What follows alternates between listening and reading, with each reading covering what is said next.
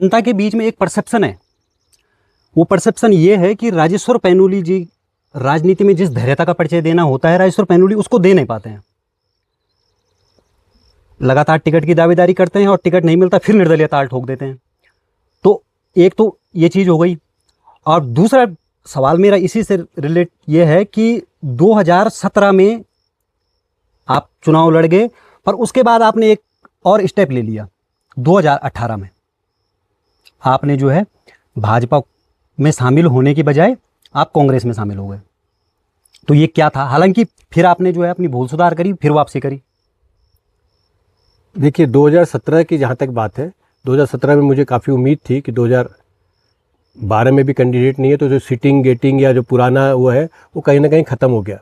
और उस टाइम के वर्तमान प्रमुख जो हमारे क्षेत्र से 2 प्रमुख आते हैं, तो दोनों प्रमुख हमारे साथ थे।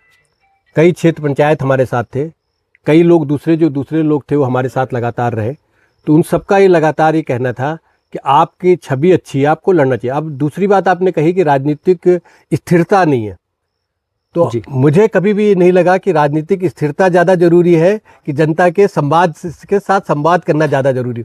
मुझे हमेशा प्रायोरिटी लगी कि हमें जनता के साथ संवाद और जो जनता की इच्छाएं हैं उनके अनुरूप चलना चाहिए, क्योंकि कहीं ना कहीं से हमारी पहचान लगातार, जो 2007 की बात करें, 2012 की बात भी करें, तो ज़्यादातर पहचान जो मुझे मिली वो जनता के कारण से मिली।